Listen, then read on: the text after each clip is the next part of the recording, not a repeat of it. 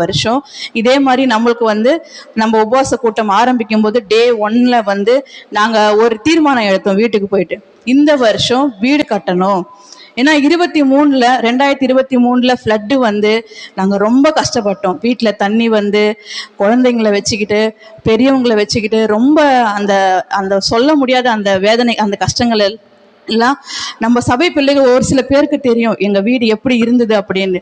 அதனால அந்த 24வது வருஷம் வந்து நாங்க உபவாச கூட்டத்துல வீடு கட்டணும், இந்த வருஷம் எப்படியாவது வீடு கட்டணும் அப்படின்ற சொல்லி ஒரு விண்ணப்பத்திற்காக அந்த 24 நாளும் 21 நாளும் நாங்க உபவாசத்தோட இருந்து நாங்க முடிஞ்ச அளவுக்கு இங்க கலந்துகிட்டு அந்த அந்த ஒரு விண்ணப்பத்திற்காக மட்டும் நாங்க வந்து ஜெபம் பண்ணிக்கிட்டே இருந்தோம்.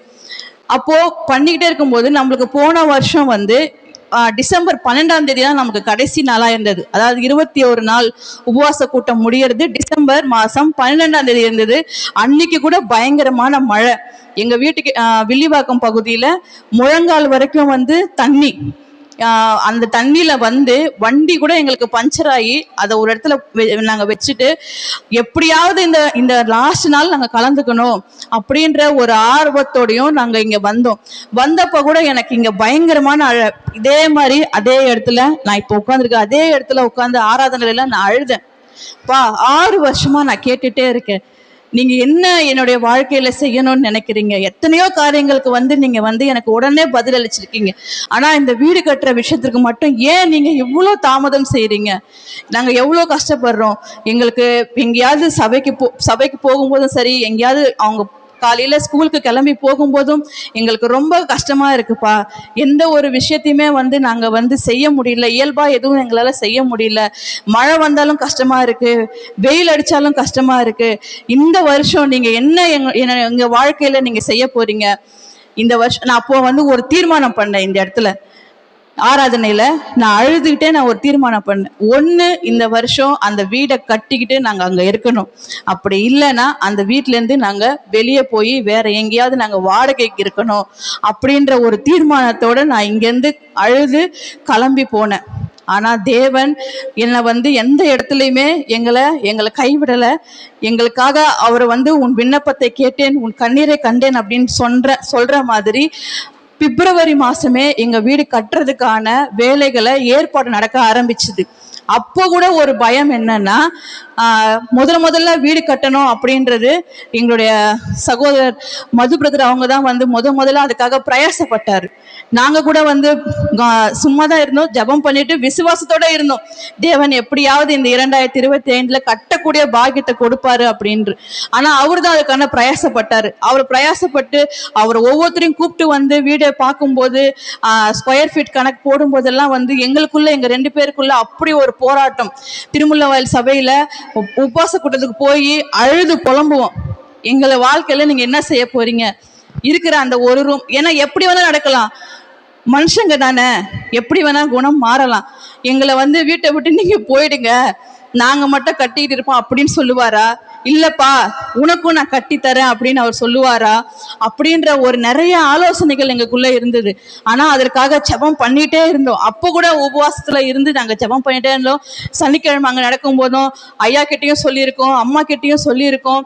அவங்களும் எங்களுக்காக ஜெபம் பண்ணிட்டு இருந்தாங்க. இல்ல, கண்டிப்பா ஒரு நல்ல ஒரு விஷயம் தான் நடக்கும், நீங்க எந்த இடத்துல நீங்க வந்து பயப்படாதீங்க அப்படின்னு சொல்லி அவங்க கூட எங்களுக்கு ஆறுதலா எத்தனையோ நாட்கள் இங்க வந்து அவங்க கூட உபவாச கூட்டத்துல எங்களுக்காக ஜெபம் பண்ணியிருப்பாங்க. அப்போ வீடு கட்டணும் அப்படின்னா சும்மாவே முடியுமா? ₹1 கூட எங்க கிட்ட கிடையாது. உண்மையா சொல்றேங்க, இது உண்மையுள்ள சாட்சி. ₹1 கூட எங்களுக்கு கிடையவே கிடையாது. ஆனா அவர்கிட்ட எங்களுக்காக பரியாசப்பட்டு பேசினவர் யாரு அப்படின்னா ஏசப்பா மட்டும்தான். அவர்கிட்ட போய் எங்களுக்காக பேசியிருக்காரு. அவர் முதல்ல எங்ககிட்ட வந்து சொன்ன வார்த்தை, நான் வீடு கட்டுறேன், உங்களால முடிஞ்சது, நான் என்னால என்கிட்ட இருக்கிற பணத்தை வச்சு நான் வீடு கட்டுறேன், நீங்க கொஞ்சம் கொஞ்சமா அப்புறமா எனக்கு கொடுத்தா போதும் அப்படின்ற ஒரு வார்த்தை யார் சொல்லுவாங்க? இந்த காலத்துல யார் சொல்லுவாங்க, நீ முதல்ல கொடுப்பா, ஷேர் கொடு, நான் வந்து கட்டுறேன் அப்படின்னு தான் எல்லாருமே சொல்லுவாங்க. ஆனா அவர் வந்து எங்க கிட்ட அந்த மாதிரி சொல்லல. அவர் அந்த மாதிரி பேசக்கூடிய ஒரு விஷயத்த பண்ணதுன்னு யாருன்னா தேவாதி தேவன் ஒருத்தர் மட்டும்தான்.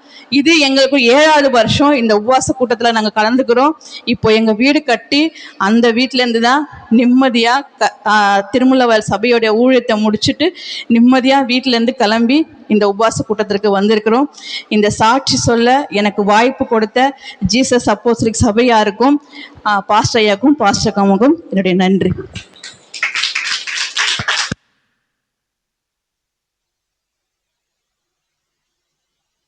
ప్రైజ్ దేవుడు మంచి జీవం కలిగిన సాక్షిని లేపుతాడు. ఇక్కడ అద్దె ఇంట్లో ఉండే వాళ్ళందరూ కూడా సొంత ఇంట్లో ఉండాలి. మనం అందరూ కూడా సాక్షి చెప్పాలి. దేవుడు అటువంటి కార్యాలు మనకి నెరవేర్చి పెడతాడు. మనం అందరూ కళ్ళు మూసుకున్నట్లయితే நாம் யாவரும் உபதேசத்திற்காக தேவன் இப்பொழுது பேச போகிற உபதேச வார்த்தைக்காக நம் மத்தியில் இருக்கிற சகோதரன் கவிக்குமார் ஐயா ஜெபிப்பாங்க.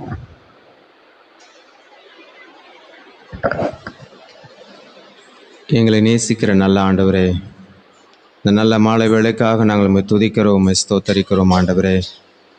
ஆண்டவரே இதோ சுவாமி, நீர் கொடுத்திருக்கிற இந்த ஃபாஸ்டிங் ப்ரேயருக்காக நாங்கள் துதிக்கிறோம். இதோ ஆண்டவரே, இந்த முதல் நாளிலே நீர் எங்களை உடைய சமூகத்தில் கூட்டி சேர்த்திருக்க அதற்காக துதிக்கிறோம் சுவாமி. ஆண்டவரே, இந்த நாளிலே சுவாமி நீர் எங்களோடு கூட இருந்து ஆண்டவரே எங்களுடைய எல்லா விண்ணப்பங்களையும் கேட்டு ஆண்டவரே ஏற்ற வேளையில நீர் பதில் கொடுக்கிற தேவனாய் இருக்கிறீர். அதற்காக நாங்கள் உம்மை துதிக்கிறோம், ஸ்தோத்தரிக்கிறோம். ஆண்டவரே பரிசுத்தமானவரே, உம்மை துதிக்கிறோம். ஆராதனைக்குரியவரே, உம்மை துதிக்கிறோம் சுவாமி. தேவா, நீர் எங்களுக்கு இறங்குகிற தேவன். ஆண்டவரே, நாங்கள் உம்மை துதிக்கிறோம் சுவாமி. துதிகளின் மத்தியிலே வாசம் பண்ணுகிற தேவா, இந்த வேளையிலே நாங்கள் உம்மை துதிக்கிறோம் சுவாமி. இந்த இடத்துல எத்தனையோ பேர் ஆண்டவரை விண்ணப்பம் வைத்திருப்பாங்க சுவாமி. உங்களுடைய விண்ணப்பங்களை எல்லாம் கேட்டு ஏற்ற வேளையில பதில் கொடுக்கிற தயவுக்காக நாங்கள் உம்மை துதிக்கிறோம். ஆண்டவரே, இந்த நாளிலும் சுவாமி நடக்கிற இந்த ஃபாஸ்டிங் ப்ரேயர்ல சுவாமி இந்த 21 நாட்களும் நீர் எங்களை பலப்படுத்தும் சுவாமி. எந்த சூழ்நிலையும் நாங்கள் சோர்ந்து போகாதபடிக்கு ஆண்டவரே உம்முடைய வல்ல கரந்தாமை எங்களோடு கூட இருக்கும்படியாக ஆண்டவரே உம்மை நோக்கி நாங்கள் கெஞ்சுகிறோம். நீர் தாமே எங்களுக்கு உதவி செய்யும் சுவாமி. இந்த நாளில் உம்முடைய ஊழியக்காரர் நீர் கொண்டு வந்திருக்கிறீர். அதற்காக நாங்கள் உம்மை துதிக்கிறோம், உம்மை ஸ்தோத்தரிக்கிறோம்.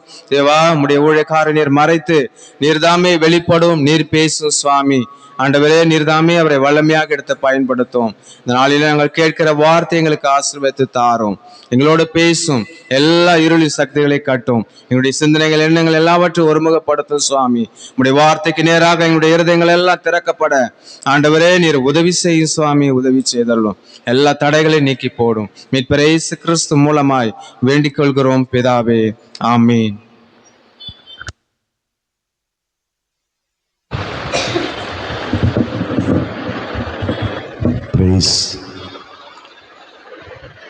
మన ప్రభు అయిన యేసుక్రీస్తు అతి శ్రేష్టమైన నామాన్ని బట్టి మీ అందరికీ నా హృదయపూర్వకంగా వందనాలు తెలియజేస్తున్నాను. హల్లెలూయా, హల్లెలూయా. ఒక చిన్న స్తోత్ర ప్రార్థన చేద్దాము. అట్ల తర్వాత వాక్యోపదేశంలోకి మనం ప్రవేశిద్దాము. ఉపవాసంతో ఉండేటప్పుడు మనకి అనేకమైన శ్రమలు ఎదురవుతాయి, అనేకమైన ఇబ్బందులు మనకి పుట్టుకొస్తాయి. దాన్ని బట్టి దేవుడు మనల్ని అద్భుతంగా నడిపించాలి. యేసు ప్రభు ఉపవాసంతో ఉండేటప్పుడు సాతానుడు ఏం చేశాడు? శోధించాడు. ఉపవాసంతో ఉంటే శోధించాడు. ఎస్తేరు తన యూదులకు విమోచన కలిగేదానికి ఉపవాసంతో ఉండబట్టే అద్భుతాలు అక్కడ జరిగాయి. సాతాను శోధన ఎక్కడ ఎక్కువ అవుతాదో అక్కడ ఉపవాసంతో ఉండి మనం ప్రార్థన చేసేటప్పుడు గొప్ప కార్యాలు జరుగుతాయి. అదేవిధంగా యేసు ప్రభు తన శిష్యులందరూ పోయి ఒక దెయ్యాన్ని ఎల్లగొడతా ఉన్నారు. అది మూగి దెయ్యము, చెవిటి దెయ్యము. అప్పుడప్పుడు మూర్ఛ వస్తుంది, కాకావలి వస్తుంది, విలవిల్లలు కొట్టుకుంటుంది, నీళ్లు చూసినా నిప్పు చూసినా కనబడిపోతుంది ఆ దెయ్యం. ఒక పిల్లోడికి పట్టోడింది. వీళ్ళందరూ పోయి బాగా ప్రార్థనలు చేశారు. అది గంగ బోల మొండిది, అట్నే ఆమంతనం ఉన్నది. యేసు ప్రభు వెళ్ళి అది బాగు చేశాడు. శిష్యులు అందరూ వచ్చి అడిగారు, మా వల్ల ఎందుకు వెళ్ళగొట్టలేకపోయాం, మేమెందుకు ఈ అద్భుతం చేయలేకపోయాం, మీరు మాకు అధికారం ఇచ్చారు కదా, రోగుల మీద చేతులు పెట్టమని, దెయ్యాలు వెళ్ళగొట్టమని, రాజ్య సువార్త ప్రకటన చేయమని మీరు మాకు చెప్పారు కదా, మరి ఎందుకు వెళ్ళలేదు మేము ప్రార్థన చేస్తే అన్నప్పుడు యేసు అన్నాడు, కొన్ని మాత్రం ఉపవాసం ద్వారానే అవి విడుదల కలుగుతాయి అని చెప్పాడు. హల్లెలూయా, హల్లెలూయా. కొన్ని కార్యాలు జరగనంటుండి అన్నప్పుడు మనం ఉపవాసంతో ఏకీభవించుకొని ప్రార్థించేటప్పుడు దేవుడు అద్భుతాలు ఆశ్చర్యాలని మనకి జరిగిస్తాడు. కాబట్టి ఉపవాస ప్రార్థన ఉండేటప్పుడు శోధనలు ఎక్కువ అవుతాయి. కాబట్టి మనం ఒక చిన్న స్తోత్ర ప్రార్థన చేసుకొని వాక్యోపదేశంలోకి మనం ప్రవేశిద్దాం. ప్రభు యొక్క 21 రోజు ఈ డానియల్ ప్రేయర్ని ఆశీర్వదించి బలపరచునట్లుగా దేవునికి స్తోత్రాలు చెల్లిద్దాం. స్తోత్రం, స్తోత్రం, స్తోత్రం, స్తోత్రం, స్తోత్రం, స్తోత్రం. ఈ ఉపవాసంతో ఉంటున్న ప్రతి బిడలు, వారు, వారి పిల్లలు, వారి గుడారాన్ని దేవుడు ఏబు గుడారము చుట్టూ ఎలా కంచెను వేశాడో అట్లా వారిని కంచెను వేసి అపవాద శోధనలు ఏవి కూడా వాళ్ళని ముట్టుకోకున్నట్లు దేవుడు వారిని రక్షించున్నట్లు దేవునికి స్తోత్రాలు చెల్లిద్దాం. స్తోత్రం, స్తోత్రం, స్తోత్రం, స్తోత్రం, స్తోత్రం, స్తోత్రం. ఏ బిడ్డ కూడా ఏ ఆటంకపరచబడకుండా ప్రతి ఉపవాస ప్రార్థన సాయంత్రం 6 గంటలకి దేవుని మందిరానికి రావటానికి దేవుడు వాళ్ళకి మార్గాల్లో తోడుగా ఉండి కావలసిన బలాన్ని ఇచ్చి ఆయన ముందుకి నడిపించున్నట్లుగా దేవునికి స్తోత్రాలు చెల్లిద్దాం. స్తోత్రం, స్తోత్రం, స్తోత్రం, స్తోత్రం, స్తోత్రం, స్తోత్రం, స్తోత్రం. మనము గట్టి వాళ్ళమైనా దృఢమైన వారమైనా సాతాను మనల్ని వదిలిపెట్టి మన ఇంట్లో ఉండే వాళ్ళని ప్రేరేపిస్తాడు. ఇంట్లో ఉండే వాళ్ళని ప్రేరేపిస్తున్న సాతాను క్రియలన్నీ కూడా పాతాళంలో బంధించబడినట్లుగా దేవునికి స్తోత్రాలు చెల్లిద్దాం. స్తోత్రం, స్తోత్రం, స్తోత్రం, స్తోత్రం, స్తోత్రం, స్తోత్రం, స్తోత్రం. ఈ ఉపవాస ప్రార్థన ద్వారా అనేకమైన గొడవలు, అనేకమైన మొహమాటాలు, అనేకమైన సమస్యలను తీసుకొచ్చి ఇంట్లో కుటుంబాల్లో పెడతాడు. ఇట్లా అన్నిట్ల నుండి దేవుడు విడిపించి రక్షించినట్లుగా దేవునికి స్తోత్రాలు చెల్లిద్దాం. స్తోత్రం, స్తోత్రం, స్తోత్రం, స్తోత్రం, స్తోత్రం, స్తోత్రం. ఇక్కడ చేస్తున్న ప్రతి ప్రార్థనలు ప్రభు విని ఏ బిడ్డ ఏ విన్నపం కొరకైతే ప్రార్థించిందో ఆ ప్రార్థన దేవుడు ఆలకించి సఫలం చేసి ఆశీర్వదించి తన కృప ద్వారా గొప్ప సాక్షిగా దేవుడు నిలబెట్టినట్లుగా దేవునికి స్తోత్రాలు చెల్లిద్దాం. స్తోత్రం, స్తోత్రం, స్తోత్రం, స్తోత్రం, స్తోత్రం, స్తోత్రం. ఈ యొక్క ఉపవాస ప్రార్థన కోసం ప్రయాసపడుతున్న ప్రతి బిడ్డల్ని దేవుడు దీవించి, అదే విధంగా వాక్యం చెప్పే వాళ్ళని, ప్రార్థన నడిపించే వాళ్ళని, స్తుతి ఆరాధన నడిపించే వాళ్ళని, ప్రతి విధంగా దేవుని సేవని బలంగా వారి భుజాల మీద మోస్తున్న ప్రతి బిడల్ని దేవుడు ఆశీర్వదించి వారికి కావలసిన ఆలోచన, జ్ఞానము, తెలివిని దేవుడు దయచేయనట్లుగా దేవునికి స్తోత్రాలు చెల్లిద్దాం. స్తోత్రం, స్తోత్రం, స్తోత్రం, స్తోత్రం, స్తోత్రం, స్తోత్రం, స్తోత్రం. ఏ ఒక్కరికి ఏ ఆటంకం లేకుండా సంపూర్ణంగా 21 రోజు ఈ ప్రార్థన ముగించటానికి దేవుడు కృపనిచ్చి ఆరోగ్యాన్నిచ్చి వారిని నిత్యము నడిపించున్నట్లుగా దేవునికి స్తోత్రాలు చెల్లిద్దాం. స్తోత్రం, స్తోత్రం, స్తోత్రం, స్తోత్రం, స్తోత్రం, స్తోత్రం, స్తోత్రం. ప్రేమగల్ల మా తండ్రి, మీ నామాన్ని బట్టి మీకు స్తోత్రాలు. నీ ప్రభువా దాసునైన నన్ను నీ చిలువ చాట మరుగుపరుచుకొని మీరు బయలుపడమని యేసయ్య నామంలో అడుగుతున్నాను తండ్రి, ఆమేన్. అదరు కూర్చుందాం.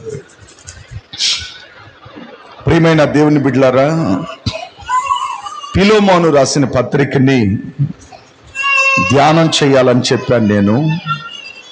కాబట్టి ఫిలోమోను పత్రిక నేను చదివాను అన్నోళ్ళు మాత్రం చేతులు ఎత్తండి.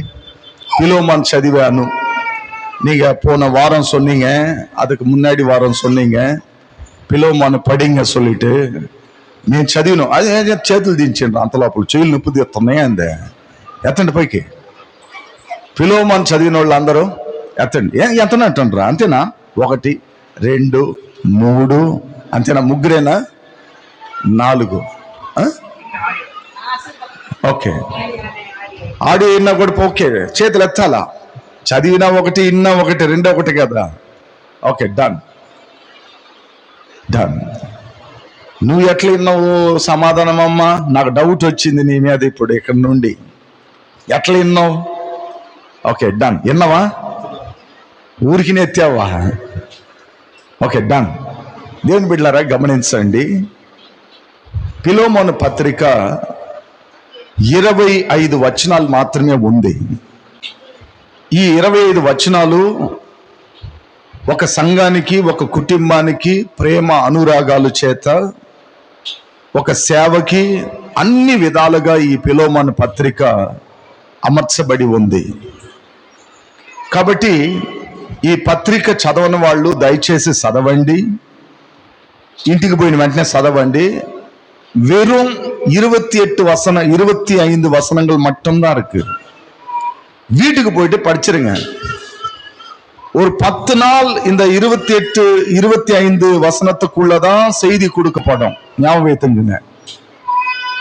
நீங்க எல்லாம் தெரியும்ல, ஒரு பாடல் இருக்கு, அது உங்களுக்கு புரியுமோ புரியாது. பல கோடி வார்த்தைகள் நான் கேட்ட போதும் இயேசுவே நீர் பேசும் ஒரு வார்த்தை போதும்.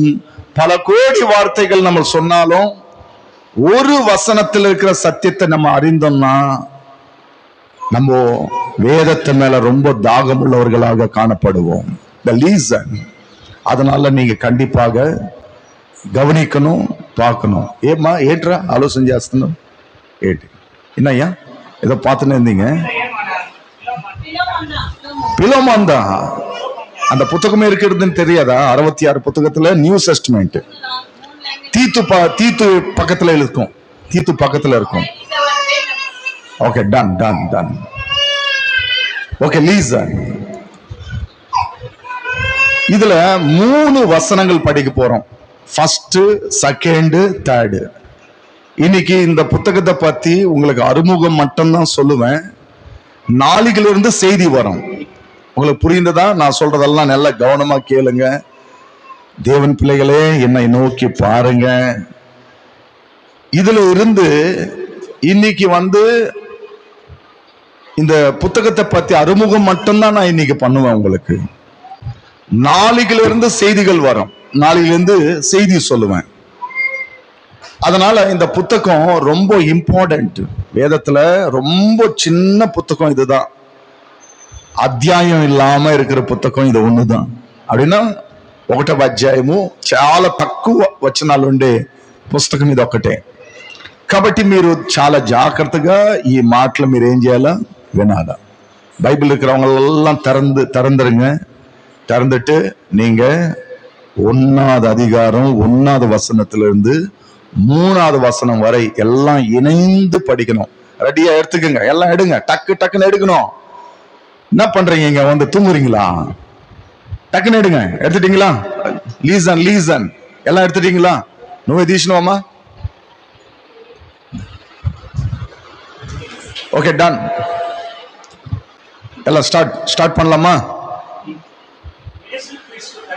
நோ, எல்லாரும் இணைந்து படிக்கணும். இது சிங்கள படிக்கிறது கிடையாது, இணைந்து படிக்கணும். நான் ஸ்டார்ட் சொல்லுவேன், நானும் உங்களோட சேர்ந்து ఇணைந்து படிப்பேன். நீங்க நல்லா అమ్మా ఏం కాదు, బాగుంటాడు, నువ్వు గమ్మునుకుండు, చూస్తా ఉండు, బాకు వాక్యాన్ని విను.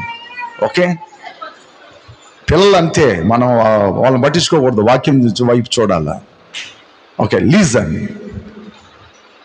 స్టార్ట్. క్రీస్తు యేసు ఖైదీ అయిన పౌలును, సహోదరుడైన తీమోతియు, మా ప్రియుడైన జత పని వారైన ఫిలోమోనుకును, మన సహోదరి అయిన ఆపియకును తోడై ఉండి అరికప్పును నీ ఇంట ఉన్న సంగమునకు శుభమని చెప్పి రాయినది. మన తండ్రి అయిన దేవుని నుండి, ప్రభు అయిన యేసుక్రీస్తు నుండి కృపయు సమాధానము మీకు కలుగును గాక. చాలు. ఈ 3 వచనాల గురించి నేను ఈ రోజు మీకు చెప్పిస్తాను. నేను పెద్ద రెఫరెన్స్లు అంతా ఇవ్వను. நிறைய பேருக்கு இன்னும் வேதத்தை பத்தியே தெரியாது. தெரிஞ்ச மாதிரி நடிக்கிறவங்க உலகத்துல நிறைய பேர் இருக்கிறாங்க. சும்மா ஓரளவு படிக்கிறாங்க, அவ்வளவுதான். அவங்களுக்கு தேவையான వచనங்கள் இந்த తెలుగులో చెప్తారు కదా, పుల్లలు పెట్టి ఎత్తుతారు వాక్యాన్ని. ఒక ఆమె పుల్లలు పెట్టి ఎత్తిందంట. ఎత్తగానే అక్కడ వచ్చింది, నువ్వు నిత్యముగా చచ్చేది అని. చచ్చ బాగలేదురా ఇదే. అది వెంటనే మళ్ళీ ఇంకో దగ్గర పుల్ల పెట్టి ఎత్తింది, అది నిత్యముగా ఇప్పుడే జరుగునని వచ్చిందంట. బైబిల్ పక్కకు పెట్టిందంట, ఇంక జరిగేది మానేసి. యారా బైబిల్ తెరిస్తే ఈ మరి మాటలు వస్తుండే అని. అట్లా మనకు అవసరాన్ని బట్టి బైబిల్ని మనము తీసుకోకూడదు. మనల్ని సరి చేసుకోవటానికి బైబిల్ని మనం ఏం చేయాలి? చదవాలి. అద్దం లాంటిది వాక్యం, கண்ணாடி போல வசனம். அது படிச்சுனே இருந்தா, கண்ணாடி பார்த்துனே இருந்தா நமக்குள்ள என்னென்ன பலவீனங்கள் இருக்கோ எல்லாம் வெளியில வந்துடும். கண்ணாடி போல அது. ஏன்னா ஒரு அடிபட்டுச்சுன்னா 10 வாட்டி போயிட்டு, மூஞ்சில் அடிபட்டுச்சுன்னா 10 வாட்டி போவோம். இது ஆறிடுச்சா இல்லையா, இங்க ஒரு சின்ன டாட் தெரியுது, இது என்ன பிளாஸ்டிக் சர்ஜரிங் பண்ணலாமா, வேற எதனா பண்ணலாமான்னு யோசிப்போம் போயிட்டு. ஆனா வேதம் படிக்கும் பொழுது நமக்குள்ள இருக்கிற எல்லா காரியங்களும் வெளியில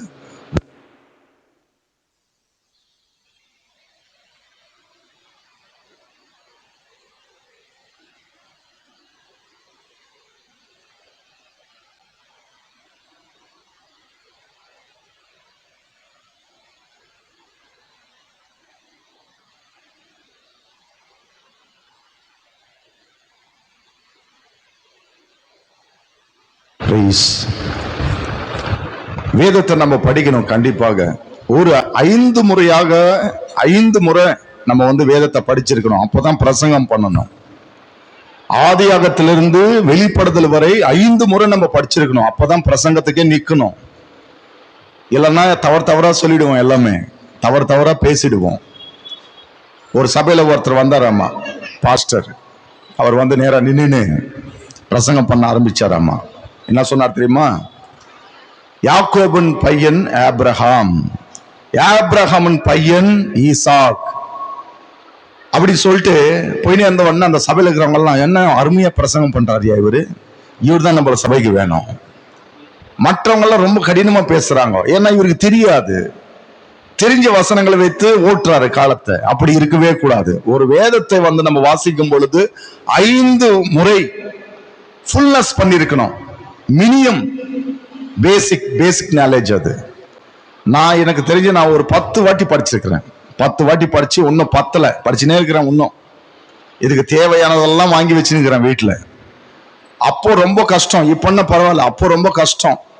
ஒரு காணிக்கை வந்துச்சுன்னா ஓடி போயிட்டு ஒரு புத்தகத்தை வாங்குவேன். வீட்டுல பாலுக்கு காசு இருக்காது. ஏன்னா அவ்வளவு ஆர்வம், தேவனோட வசனங்கள் நம்ம படிச்சு கத்துக்கொள்ளணும் என்ற ஒரு ஆர்வம். அதனால நிறைய வாட்டி அந்த மாதிரி நான் பண்ணிக்கிறேன். அதனாலதான் வீட்டுல நிறைய புத்தகங்கள் இருக்கு. இது இல்லாம 3 பைபிள் காலேஜ் படிச்சிருக்கிறேன். இந்த 3 பைபிள் காலேஜ்ல எனக்கு சொல்லி கொடுத்தது இதுவரை நான் சபையில சொல்லல. சர்டிபிகேட் மட்டும்தான் இருக்கு வீட்டுல, நான் சொல்லல. ஏன்னா அதை சொல்லணும்னா அந்த நாலேஜ் எனக்கு காணப்படணும். அந்த விஷயத்தை புரிந்து கொள்கிற அந்த நாலேஜ் காணப்படணும். அது ரொம்ப இம்பார்ட்டன்ட். நான் அப்பப்போ சொல்லுவேன், ஆசாரப்பு கூடாரத்தை பத்தி எனக்கு நிறைய தெரியும், ஆனா என்னால சொல்ல முடியல மக்களுக்கு, அதை அறிவிக்க முடியல. ஏன்னா அவங்க புரிந்து கொள்ளும். ஏன்னா ஆசாரப்பு கூடாரத்தை பத்தி அவங்க ஃபர்ஸ்ட் படிச்சிருந்ததுன்னா அவங்களுக்கு நம்ம சொல்லும் பொழுது அது விளங்கும். அதுல நிறைய காரியங்கள் இருக்கு. ஆனா அதை என்னால சொல்ல முடியாம சில நேரத்துல அப்படி கடந்து போயின்னு இருக்கு. ஆனாலும் தேவனோட வசனங்கள் கொஞ்சமா நம்ம சொன்னாலும் புரியுற மாதிரி மக்களுக்கு இருக்கணும். அல்லேலூயா, அல்லேலூயா. அதனால இன்னைக்கு இந்த புத்தகத்தை பத்தி அந்த 3 வசனத்துல இருக்கிற காரியங்கள் மட்டும் நான் உங்களுக்கு சொல்லித்தரேன். మొదటగా క్రీస్తు యేసు ఖైదీ అయిన పౌలును. முதலாக அவர் சொல்றாரு, நான் கைதியான பவுல் அப்படின்றாரு. నేను క్రీస్తు యేసు கைதினி. யார் நம்ம சொல்லுவோம்? நான் ஆண்டவராக இயேசு கிறிஸ்துக்கு கைதின்னு சொல்லுவோமா? நம்ம அப்படி வாழ ஆரம்பிப்போமா? நம்ம அப்படி சொல்ல ஆரம்பிப்போமா? எங்க யாருன்னா என்ன கூப்பிட்டு என்ன சொல்லணும் தெரியுமா? இவர் பாஸ்டர் அப்படின்னு சொல்லணும், இவர் ரெவரண்ட்னு சொல்லணும், இவர் பிஷப்பு, சபை மேப்பரு அப்படின்னு சொல்லணும். அந்த புகழ்ச்சிக்காக தான் நம்ம வாழ்றோம் நிறைய இடத்துல. அப்படி இருக்கணும் அப்படின்னு நினைக்கிறோம். நம்ம வீட்டுல கூட நம்மள கனமா வைக்கணும், நம்ம சபையில நம்மள கனமா வைக்கணும், நம்ம வேலை செய்யற இடத்துல நம்மள கனமா பார்க்கணும், அப்படிதான் நினைக்கிறோம். ஆனா அப்போஸ்தலனான பவுல் என்ன சொல்றாருன்னா, நான் ஒரு கைதி. யாருக்கு? ஆண்டவராக இயேசு கிறிஸ்துக்கு ஒரு கைதியாக நான் வாழ்றேன்றாரு. அப்படி சொல்ற அந்த மனப்பான்மை நமக்குள்ள வரணும். அப்படி தாழ்ந்து கொள்ளுகிற அந்த மனப்பான்மை நம்மளுக்கு வரணும். இந்த పిలోమానికి எழுதுறாరు. எழுதும் పొழுது సారీ నేను అప్పుడప్పుడు తెలుగులో మాట్లాడతా, దయచేసి ఏమనుకోబాకండి. నాకు తమిళ్ అంతగా రాదు కాబట్టి సమస్య నాకు ఉంది. నేను మీకు పూర్తిగా చెప్పాల్సింది చెప్పలేకపోతాను నేను, దయచేసి అందువల్ల మీరు అడ్జస్ట్ చేసుకోండి. అయితే అపోస్తలుడైన పౌలు గారు తాను ఇది ఎక్కడ రాశాడంటే రోములో రాశాడు. రోములో జైల్లో ఉన్నాడు. అది ఎన్నో సంవత్సరం అంటే 60 నుంచి 61 సంవత్సరం. 60 నుంచి క్రీస్తు అదంటే కీపీ వచ్చి 60 నుంచి 61లో జైల్లో ఉండి రాస్తున్నాడు. ఈ పత్రికలు రాసేటప్పుడు పిలోమాను పత్రికను కూడా రాస్తున్నాడు. పిలోమానికి రాస్తున్నాడు. ఈ పిలోమాను ఎవరు అన్నది మనం తెలుసుకోవాలా. పిలోమాను ఎవరు అంటే అపోస్తలుడైన పౌలుకి చాలా సన్నిహితమైన స్నేహితుడు, చాలా దగ్గరైన ఒక వ్యక్తి. పిలోమాను రక్షింపబడింది ఎవరి ద్వారా అంటే అపోస్తలుడైన పౌలు ద్వారా రక్షింపబడిండు. అపోస్తల పౌలు ద్వారా ప్రభుకి మారు మనసు పొంది దేవుని నమ్ముకున్నాడు. ఆత్మీయ తండ్రి పిలోమానికి ఎవరు అంటే అపోస్తలుడైన పౌలు గారు. కాబట్టి రోమాలో ఉండేటప్పుడు ఈ పత్రికని రాయాల్సిన అవసరం లేదు, ఆయనకి రాయాల్సిన పరిస్థితి కలిగింది. ఎవరి ద్వారా అంటే అక్కడ వాక్యంలో ఒక భాగంలో రాసి ఉంటారు. ఎవరి ద్వారా బట్టి ఆయన ఈ పత్రికను రాశాడంటే చూడండి, నేను అది మీకు చదివి వినిపిస్తాను.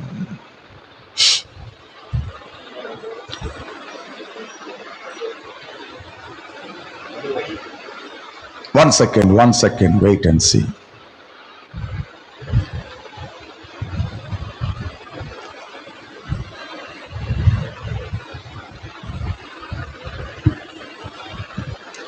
ఏడు కాలం నుండి కొన్ని మాటలు చదవండి, లేదు 8 కాలం నుండి చదవండి.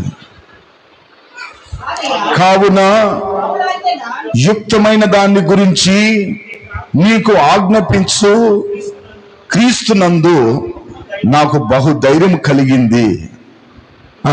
వృద్ధుడును ఇప్పుడు క్రీస్తు యేసుకు ఖైదీనై ఉన్న పౌలును నేను ప్రేమను బట్టి వేడుకొనుట మరి మంచిదనుకొని నా బంధకముల్లో నేను కనిన నా కుమారుడగు ఓనేసిము. ఓకే సార్, ఈ పత్రిక రాయాల్సిన అవసరం ఆయనకి ఎందుకు వచ్చిందంటే ఓనేసిము అనే ఒక వ్యక్తి. ఇతను ఎవరంటే పిలోమాను ఇంట్లో పనిచేస్తున్న బానిస, అడిమై. ఈ ఓనేసిమును బట్టిదా ఆ ఇంట్లో పనిచేస్తున్న ఇతను పెద్ద దొంగతనం ఒకటి చేశాడు. పిలోమాను ఇంట్లో పెద్ద దొంగతనం చేశాడు. జోబిల్ దొంగలు ఎవరు అంటే భుజాలు దౌడుకున్నారంట. ఏంటి దొంగలు ఎవరు అంటే భుజాలు దౌడుకున్నారంట. పెద్దోళ్ళు అంటారు ఈ సామెత. దీని అర్థం ఏం తెలుసా? నా మీద ఏదైనా ఉందా? గుమ్మడికాయ దొంగ ఎవరు అంటే భుజాలు దౌడుకున్నారంట. నా మీద ఏదైనా ఉందా అట్లని ఆలోచన కలిగిందట. కాబట్టి దేవుని బిడ్డలారా బాగా గమనించండి. ఈ యొక్క లేఖనాల్లో రాయబడినట్లుగా ఓనేసిమును బట్టిదా అపోస్తలుడైన పౌలు ఈ పత్రికని రాయాల్సి వచ్చింది. లేకపోతే ఈ పత్రిక ఉండేది కాదు. ఈ పత్రిక రాయాల్సిన కారణం ఏంటంటే ఓనేసిము అనే ఒక వ్యక్తిని బట్టి రాయాల్సి వచ్చింది. ఈ వ్యక్తి ఎవరు అంటే పౌలు గారు దగ్గర చాలా విధానాలు నేర్చుకున్నాడు. పిలోమాను ఇంట్లో ఒక బానిసగా ఉంటున్న ఒక వ్యక్తి. ఈ వ్యక్తిని బట్టిదా ఈ పత్రిక రాశారు. నేను చెప్పాను రేపు నుంచి చెప్తా మిగతా విషయాలన్నీ. ఈరోజు ఈ 3 వచనాలు మాత్రమే మీకు చెప్తాను. ఈ పత్రిక ఎందుకు రాశారో చెప్పేసిన. ఎన్నో సంవత్సరం రాశారని చెప్పాను. ఎక్కడ పౌలు గారు రాశాడంటే రోమా చెరసాల్లో 60వ సంవత్సరం, ఒట్టి 60వ సంవత్సరం, 60 నుండి 61 వరకు. ఇప్పుడు ఎన్నో సంవత్సరం ఇదే? 2025వ సంవత్సరం. ఒట్టి 60వ సంవత్సరం రాశాడు పౌలు గారు. ఆ 60 నుండి 61 వరకు దీన్ని రాశాడు. అది ఎక్కడ రాశాడంటే రోమా ప్రభుత్వం ఒక జైల్లో శిరసాల్లో ఉండి అక్కడ రాశాడు. ఎవరిని బట్టి రాయాల్సి వచ్చిందంటే ఓనేసిమును బట్టి రాయాల్సి వచ్చింది. ఎందుకంటే ఓనేసిము అక్కడికి వెళ్ళాడు శిరసాల దగ్గరికి. ఎందుకు వెళ్ళాడో మనకు తెలియదు. ఏదో ఒక రకంగా శిరసాల దగ్గరికి పోగానే అపోస్తలుడైన పౌలు గారు అడిగాడు, ఓనేసిమా, నువ్వు పిలోము ఇంట్లో బానుసు కదా, మరి ఇక్కడేం చేస్తున్నావు అట్టని అడిగాడు. అడగగానే, అయ్యా నేనేం చెప్పమంటావు, ఇంత పెద్ద దొంగతనం చేశాను నేను, పిలోమన్ దగ్గర ఉన్న ఇంత పెద్ద నేరం చేశాను, అక్కడి నుంచి పారిపోయి వచ్చేసాను నేను, గనుక నా పరిస్థితి ఇది. ఒకవేళ నేను అతని కళ్ళలో మాటుకున్నానా, అతని చేతిలో దొరికానా, నేను బతకటం కష్టం, నేను ఉండటం కష్టం అట్లని చెప్పటం మొదలైనవి. అప్పుడు పౌలు గారు దేవుని వాక్యాన్ని చెప్పాడు, తన తప్పులు చెప్పుకొచ్చాడు, తను చేసే నేరాలు చెప్పుకొచ్చాడు. ఓనేసిముకి ఇవన్నీ నేర్పించడం వలన ఓనేసిము పరిపూర్ణంగా ప్రభుని నమ్ముకొని మారు మనసు పొంది రక్షింపబడాడు. చప్పలు కొట్టండి. Okay, done. ఇప్పుడు అర్థమైపోయింది పత్రిక ఎందుకు రాశారు, ఎవరు రాశారు, ఎక్కడ రాశారు, ఎన్నో సంవత్సరాలు రాశారు, ఇవన్నీ నేను మీకు చెప్పేసినాను. ఓకే, ఇప్పుడు ఆ మొదటి వాక్యాన్ని మళ్ళా చదవండి. క్రీస్తు యేసు ఖైదీ అయిన పౌలును, సహోదరుడైన తీమోతిను, మా ప్రియుడును జత పనివాడైన పిలోమానుకును. చాలు, మా ప్రియుడు అంటున్నాడు, మన ప్రియుడు అంటున్నాడు. ఎవరిని? పిలోమాన్ని. మీకు పిలోమాను సంగతులు నేను 2-3 చెప్తాను. నేను పిలోమాను ఎవరంటే మంచి ఆస్తిపరుడు, బాగా డబ్బున్నవాడు. తాను జీవించే సందర్భాల్లో అక్కడ ఉంటున్న ప్రాంతాల్లో కొలసీల్లో ఉన్నాడు, కొలసీయ ప్రాంతంలో ఉన్నాడు.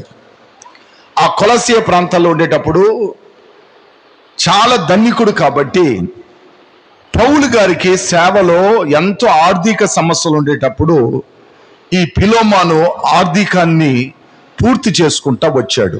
నేను రేపు నుంచి మిగతా అన్ని చెబుతాను. ఒక సపోర్టింగ్గా ఉన్నాడు. పౌలు గారు ఆత్మీయ తండ్రి కాబట్టి పౌలు గారు మాట విని తన ఇంట్లోనే ఒక సంఘాన్ని ప్రారంభించాడు. ఎక్కడ ప్రారంభించాడు?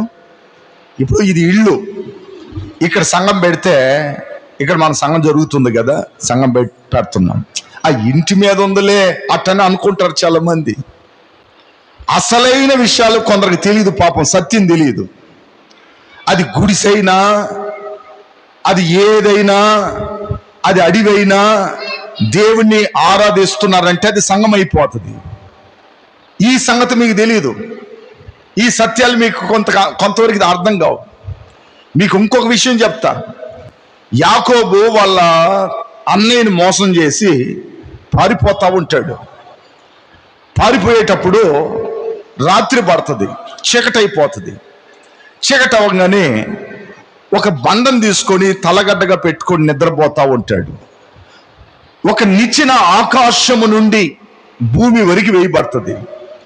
దేవదూతలు ఎక్కటము దిగటం చూస్తాడు. దేవదూతలు ఎక్కటం దిగటం చూసి ఆ సింహాసనం మీద దేవుడు కూర్చొని ఉండటం, మాట్లాడటం చూసి ఉలికిపడి లేచి ఇది బేతేల్ అంటాడు. ఏమంటాడు? బేతేల్ అంటే దాని అర్థం ఇది దేవుని మందిరం. ఏంది ఇది? దేవుని అడవిలో ఏంటయ్యా దేవుని మందిరమా? అడవిలో ఏంది దేవుని మందిరం? రాబోయే రోజుల్లో అది మందిరంగా మారింది. అక్కడ ఇప్పుడు మారింది బేతేల్. అప్పుడు బేతేల్నే దేవుడు అడవిలో మందిరాన్ని ఉత్పత్తి చేశాడు. అది మన దేవుడిని ఒక గ్రేట్. మన ఆలోచనలు మన ఆరాగరంగా చదువుకుంటామా, అందువల్ల కొన్ని అర్థం కావు మనకి. అడవి ప్రాంతము, ఆ ప్రాంతాన్ని మందిరంగా మార్చిన దేవుడు మన యేసయ్య. ఆమేన్, హల్లెలూయా. ద లీజన్ దేవుని బిడ్డలారా బాగా గమనించండి. ఈ వాక్యంలో రాయబడినట్లుగా దేవుని మాటలు మనకు చెప్తున్నది. ఈయన అంటాడు, మా ప్రియుడును జత పనివాడైన పిలోమానుకు. అంటే ప్రియుడు అంటున్నాడు. మనం కూడా ఒకరొకరిని కలుస్తున్నాం, ఒకరొకరిని మనం మాట్లాడుతున్నాం. మాట్లాడేటప్పుడు వాళ్ళని మనం ప్రియులుగా ఎంచుకుంటున్నామా, లేదా విరోధంగా మొహం నల్లగా పెట్టుకుని వందనాలు వందనాలు అది చెప్తుండమ్మా? కొందరైతే వందనాలు చెప్పేది మర్చిపోయిండ్రు, కొందరు స్తోత్రాలు చెప్పేది మర్చిపోయిండ్రు. ఎక్కడైనా ఒకరొకరు ఆత్మీయులు కలిసేటప్పుడు వందనాలు చెప్పేది నేర్చుకోవాలి. రాగానే ఫస్ట్ ఎంట్రన్స్ రాగానే వందనాలు చెప్పేది నేర్చుకోవాలి. ఒకవేళ నేను చెప్పలేదా, ప్రార్థన అంతా అయిందా చెప్పుకోవాలి, ప్రైజ్ లార్డ్ అండి, ప్రైజ్ లార్డ్ అని చెప్పాలి. ఈ అలవాట్లేదు. ఇక్కడ పిలోమోనికి ఆయన అంటాడు, ఏమంటాడంటే, మా సహోదరుడైన పిలోమోనుకు ఏంటంటే మా ప్రియుడును జత పని వాడైన పిలోమోనుకును అంటాడు. అంటే పిలోమాన్ని నా ప్రియుడు అంటున్నాడు, నా ప్రియుడు అంటున్నాడు. అంటే పౌలు గారు పిలోమాన్ని అంతగా ప్రేమిస్తున్నాడు. ఎక్కడో దూరంగా ఉన్నాడు. పౌలు గారికి ఈయనకి ఎంతో లాంగ్ డిస్టెన్స్ ఉంది. అయినా పౌలు గారు తనని ప్రియుడు అంటున్నాడు. అది మనకుందా, అలవాటు ఉందా ఏంటండి? అమరుగా ప్రేమించే అభిమానాలు మన దగ్గర ఉన్నాయా అని మనం కనిపెట్టాలి, ఆలోచన చేయాలి. మన ఇంట్లో ఎవరికో ఒకరికి బర్త్డే జరుగుతుంది, పెళ్లి రోజు జరుగుతుంది, కనీసం ఒక కేక్ తీసుకెళ్ళి కట్ చేయటమే కానీ, వాళ్ళకి ఒక చిన్న బట్ట కొనియటమే కానీ, ఒక డ్రెస్ కొనియటమే కానీ, ఒక 100 రూపాయలు మన చేతిలో కలిగింది వాళ్ళ చేతిలో పెట్టడం కానీ అలవాట్లు ఉండయా? అలవాట్లు ఉండయా? ఉండవు. వాళ్ళకేమే పని చేస్తుంటారు, బాగా సంపాదిస్తుంటారు, వాళ్ళకేం తక్కువ, అన్నీ జరుగుతుంటాయి. వాళ్ళు చూసేటప్పుడే అట్రాక్షన్గా ఉండరు. అది కాదు, అట్రాక్షన్ చూసేసేసి ఎప్పుడు నువ్వు ఆలోచనలు చేయకూడదు. నా ప్రియులు, నా వారు, నా బిడ్డలు, నాకు కలిగిన వాళ్ళు అన్న ఆలోచనలు మనకు వస్తున్నాయా? అలాంటి ఆలోచనలు మనం చేస్తున్నామా అన్నది మీరు ఆలోచన చెయ్యాల. దేవుని వాక్యం చెప్తుంది, నా ప్రియుడును జత పనివాడైన పిలోమానుకును. పౌలు గారు గుండెల్లో పిలోమాను మంచిగా తన బిడ్డలాగా, తన కుమారుల్లాగా నిలిచిపోయాడు. ఎందుకంటే పౌలు గారు చెప్పిన ప్రతి మాటని విని, ప్రతి విషయాన్ని ఆలకించి, తాను ఒక మందిరాన్ని నడుపుతూ చక్కగా సేవన చేస్తా ఉన్నాడు పిలోమాను. కాబట్టి నా ప్రియుడు అంటున్నాడు. మీరు బైబిల్లో పరమగీతంలో చూస్తే నా ప్రియుడు అనే మాటలు చాలా ఉంటాయి. పరమగీతంలో నా ప్రియుడు ఎవరిని? యేసయ్యని వర్ణిస్తాడు. சாலமன் ராஜா அவர்கள் ஏசப்ப వర్ణిப்பாరు, ఎన్ ప్రియమానవనే அப்படின்னு వర్ణిப்பாరు. అట్లా మనం కూడా ఒకరొకరు సహోదరులు మనము ప్రియులుగా ఎంచుకునేది మనము చెయ్యాల. మొహం తిప్పుకునేది, నల్లగా పెట్టుకునేది, వాళ్ళతో నాకు మాటలు లేదనేది, అవన్నీ మనం ఎప్పుడు చేయనే కూడదు. మన దగ్గర ఉన్న చెడ్డ అలవాట్లు ఇవన్నీ, చెడ్డ గుణలక్షణాలు ఇవి. మనం ఎవరు వచ్చినా టీ చెప్పకపోయినా కనీసం నీళ్ళన్నా ఇచ్చేది అలవాటు చేసుకోవాలి. టీ డబ్బులు లేవండి, నీళ్ళన్నా ఇచ్చి ప్రేమతో 4 మాటలు మాట్లాడి, బాగుండయ్యా, బాగుండు,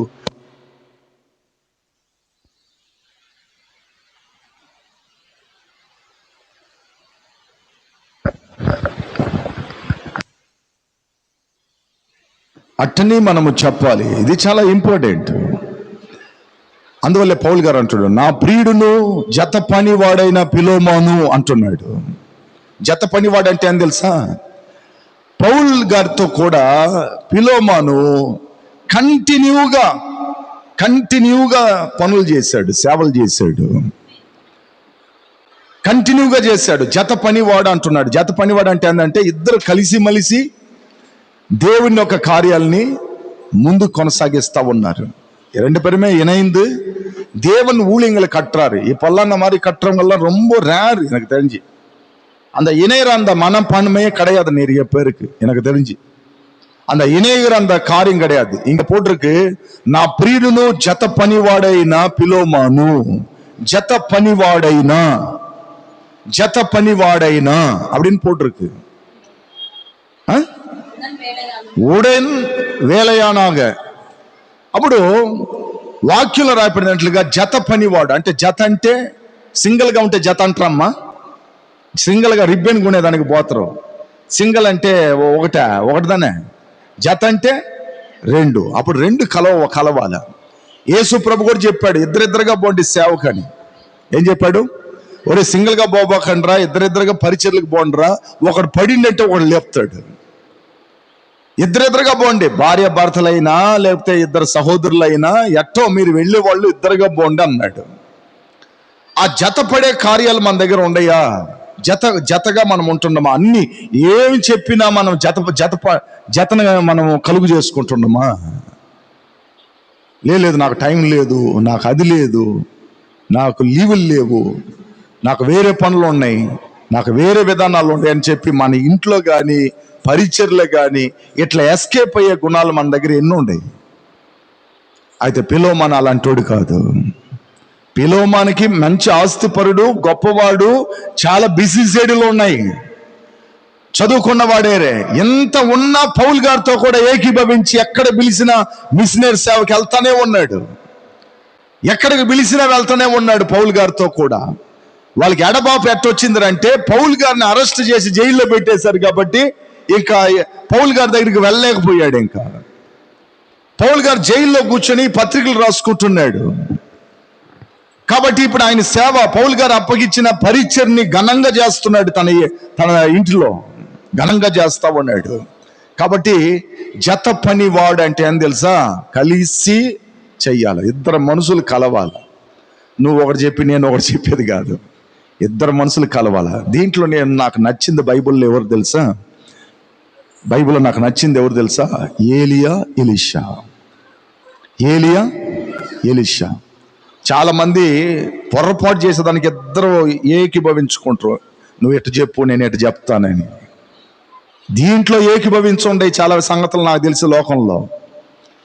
దేవుని కొరకు ఏకీభవించే అలవాట్లు ఉన్నాయా? ఏలియా గారు అంటాడు, నేను దేవుడు పిలుస్తున్నాడు రా, నేను వెళ్తున్నాను, ఎలీషా నువ్వు ఉండంటే, నేను అట్ట వదిలిపెట్టను నిన్ను అన్నాడు. రాబాకరా, దేవుడు నన్ను యోర్దానికి రమ్మన్నాడు, దేవుడు అక్కడికి రమ్మన్నాడు రా, నేను వెళ్ళాలి, రాబాక నాకు కూడా అంటే, కాదు నువ్వు ఎక్కడ ఉంటావో అక్కడ నేను వస్తా అంటాడు. ఈ మధ్యలో ఏం జరిగిందంటే ఆయన దగ్గర చాలా మంది సేవకులు ఉన్నారు. ఎవరి దగ్గర? ఏలియా దగ్గర. ఒరేయ్, మన గురువు గారికి మెంటలు వచ్చిందిరా, ఈ మధ్యలో పైకి పోతా అంటుండ కదా, ఒరి పిచ్చోడు, ఆయన వెనకాల పోతావేందిరా నువ్వు, నీకు బుద్ధి తక్కువైందిరా, పద మనం పోదామంటే ఆయన ఏమన్నారు తెలుసా? నోరు ముయ్యండి, ఆయన ఎవరో నాకు బాగా తెలుసు, ఆయన గురించి చెప్పాల్సిన అవసరం మీరు నాకు చెప్పాల్సిన అవసరం నాకు వద్దు. ఆయన దైవికమైన మనిషి, ఆయన ప్రవక్త, దేవుని ద్వారా ఎంచబడిన వాడు, మీరు ఎన్ని చెప్పినా మీరు మాట వినని చెప్పి కోడనే ఉనిండు కాబట్టి, జతవాడిగా ఉనిండు కాబట్టి ఏలియా కంటే 2 అంతల ఆత్మను పొందుకున్నారు. చెప్పలు కొట్టండి ఆమేన్. గురువు కంటే గొప్పోడైపోయాడు ఏకీభవించి ఉండటం వలన, ఒక ఐక్యతగా ఉండటం వలన, ఒక ఐక్యతగా జీవించటం వలన గొప్పవాడైపోయాడు. 120 మంది అపోస్తులు ఒక చోట్ల కూడుకున్నారు. அந்த வசனத்துல நீங்க போட்டிருக்கோம், என்ன போடுங்கன்னா, எல்லாரும் இணைந்து ஒரு ஆவியோட ஒரு மனதோட தேவனை துதிக்கும் பொழுது மேலந்து வல்லமை புறப்பட்டு வந்தது. అట్లా ఏకీభవించే అలవాట్లు మనకు రావాలి. అప్పుడే దేవుని శక్తిని చూస్తాం. మన ఇళ్ళైనా, ఉద్యోగమైనా, సంఘమైనా అందరు కలిసిమలిసి ఉండాలి. కలిసిమలిసి ఉండేది మనకు నేర్చుకోవాలి. అందువల్లే పౌలు గారు అంటాడు, పిలోమాన్ నువ్వు నా జత పనివాడివి, నా ప్రియుడివి, నువ్వు నా జత పనివాడివి అంటాడు. ఆ జత పని చేసేది మనం కలుసుకోవాలి. దేవుడి పనులు మనకు దొరికేటప్పుడల్లా చిన్న ఈ సమయం దొరికినప్పుడల్లా చెయ్యాలి. నేను ఎందుకు మిమ్మల్ని చేయమంటున్నాను, ఎందుకు నేను చెప్తున్నాను తెలుసా? ఇవన్నీ మీకు అర్థం కావండి. దేవుని బిడ్డలను వాక్యం చదివే వాళ్ళకి అర్థమవుతాయి. మిమ్మల్ని జడ్జిమెంట్లో దేవుడు అడుగుతాడు, పాస్టర్ పాల్ డేనియల్ గారు నీకు ఈ పని ఇచ్చాడు, నువ్వు ఎందుకు చేయలా అని అడుగుతాడు. నాకు వేరే పనులు ఉన్నాయి నాయన అటెండ్, నువ్వు చెప్పిన బట్టే తప్పించుకోనవద్దు. స్క్రీన్ ఎత్తి చూపిస్తుంది అక్కడ ఏ పనికి పోయినవని, ఎక్కడ కూర్చొని ఉన్నవని, ఎక్కడ ఓపిక కొడుతున్నవని, ఎక్కడ వ్యర్థంగా కాలక్షేపం చేసావని స్క్రీన్ వచ్చి నిలబడుకుంటుంది అక్కడ. నేను కూడా తప్పించుకునవద్దు. నేను కూడా తప్పించుకొని అవ్వదు దేవుడి దగ్గర చూడా. కాబట్టి దేవుడు మనం అడిగేటప్పుడు ఖచ్చితంగా అది మీకు అక్కడ బయలుపడుతుంది. అందువల్ల నేను పదే పదే చెప్పేది, మీరు ఖచ్చితంగా మీరు ఏం చేస్తారు, జాగ్రత్త పడండి అంటున్నాను. కాబట్టి ఏకీభవించే అలవాట ఫిలోమానికి పౌలు గారితో కూడా ఊడింది. కాబట్టి మీరు బాగా గమనించండి, భార్య భర్తలు ఏకీభవించి ఉంటేదా కాపురం చల్లగా మంచిగా ఉంటుంది. నువ్వు వేర్లే, నేను వేర్లే, నీకు నాకు అస్సలు సెట్ కాదంటే పెడాక్ అయిపోతుంది ఫ్యామిలీ, అంతే కదా. తల్లిదండ్రులు పిల్లలు ఏకీభవిస్తేదా ఆ కాపురాన్ని మనం కట్టగలుగుతాం. మనం ఒక రకంగా ఉండి వాళ్ళు ఒక రకంగా ఉన్నారంటే ఆ కాపురం పూరెక్కదు, ఆ కాపురము అభివృద్ధి రాదు. ఆ ఏకీభవించే అలవాట్లు మన దగ్గర ఉండాలి. అననీయ సఫీర్ అలాగా ఉండకూడదు. వాళ్ళిద్దరు నేరం చేసేదానికి, తప్పు చేసేదానికి, దోచుకునేదానికి ఏకీభవించారు. అది మనం చేయకూడదు. మంచి చేయటానికి మనం ఎప్పుడు కూడా ఏం చేయాలా, ఏకీభవించాల. సమయం ఉన్నా లేకపోయినా, సందర్భం కుదిరినా కుదరకపోయినా, ఆరోగ్యం సహకరించినా సహకరించకపోయినా మనం ఏం చేయాలి, ఏకీభవించే అలవాట ఉండాలి. నేను ఒక మాట చెప్తా వినండి. లాస్ట్ టైం మనము కేరల్స్ ఎత్తేసాం. కేరల్స్ లాస్ట్ ఇయర్ మనము అందరు గృహాలకు పోతా ఉన్నాం. నాకు పాస్టమ్మకి ఎక్కడో ఏదో ఒక ఫుడ్ తిన్నాం. ఆ ఫుడ్ తినవటం వలన మాకేదో జరిగింది. పెన్షనర్స్ లైన్కి మేము వచ్చి వెళ్ళాలా, కేరల్స్కి సిద్ధపడినాము. ఇద్దరికి ఫీవరు, ఏదో ఒకటి లూస్ మోషన్, ఈ రెండు వచ్చేసినాయి. దీంట్లో మా దగ్గర ఒక అలవాటు ఉంది, అది చెప్తా ఏంటండి. మాట ఇచ్చిన వస్తామని చెప్పి పోకపోతే మళ్ళీ అలుగుతాడ్రా, చెప్పి రాలేదంటారా, ఈ సమస్య ఎందుకు మనకి, రానవదని ఒక మాటలో చెప్పి ముగిచ్చేయచ్చు. నేను ఆ ఏకీభవించి అలవాటు చూడండి. నేను చెప్పాను, మన సేవకులు పోయే వాళ్ళ దగ్గర చెప్పిన, మొదటగా మీరు ఈ ప్రాంతాన్ని మీరు చేసుకొని ఇటువైపు రండి, మేము జాయిన్ అయిపోతాం. ఏమన్నాం, మేము డాక్టర్ దగ్గరికి వెళ్ళి జాయిన్ అయిపోతామని చెప్పినాం. దేవుని బిడ్డలారా, ఏమి తినటానికి ఆలోచన రాలేదు, కూర్చోవటానికి కూడా మా వల్ల కాలేదు. ఆఖరి ఒక ఇంటికి పోయాము, పాస్టమ్మ మంచంలో పండుకునేసేసింది. ఆఖరి ఒక ఇంటికి పోయినాము, ఎంత బలహీనత ఉన్నా కూడా ఏకీభవించే అలవాటు మా దగ్గర ఇప్పటికి ఆన్లో ఉంది. పాస్టమ్మ మరొకరి ఇంట్లో పండుకుంటే ఎట్టుంటుంది నాకు, మీరు ఆలోచన చేయండి. ఒక భర్తగా నాకు ఎట్టుంటుంది. మన బిలివర్లేండి, కాసేపు నా వల్ల కాలేదండి పండుకుంటానంటే ఎట్టుంటుంది. ఏంట్రా కొంప ముంచే కార్యము, రేపు చేసుకోవచ్చులని ఇంటికి పోవచ్చు కదా. ఆ మాట రాల మాకు. ఏకీభవించే అలవాట పర్వాలేదు, మా శరీరాలు మమ్మల్ని సహకరించకపోయినా మేము మీతో కూడా ఏకీభవించి వస్తాం, వెళ్ళండి అట్టని మాట ఇచ్చి వెళ్ళాం. అట్లా ఏకీభవించే అలవాట్లు మన గుండెల్లో ఉండాలి. ఇది చాలా ఇంపార్టెంట్, చాలా అవసరం కూడా. అందువల్ల పౌలు గారు అంటాడు, నా ప్రియుడును జత పనివాడైన ఫిలోమోనుకును. అట్ల తర్వాత కంటిన్యూ కిందకి రండి, 2వ వాక్యం. మన సహోదరి అయిన అప్యాకును, అటు చదివితే నేను కన్ఫ్యూషన్ అయిపోతున్నాను, డిస్ప్లే అయినా. మన సహోదరి అయిన అప్యాకును తోడి యూదుడైన అర్కెపునకును నీ ఇంట ఉన్న సంగమునకు శుభమని చెప్పి రాయినది. ఓకే, మన సహోదరి అయిన అప్యాకును, ఆమె ఎవరు తెలుసా, ఫిలోమాను గారి భార్య. ఎవరది? ఫిలోమాను గారి భార్య, పౌలు గారి ఆత్మీయ తండ్రి.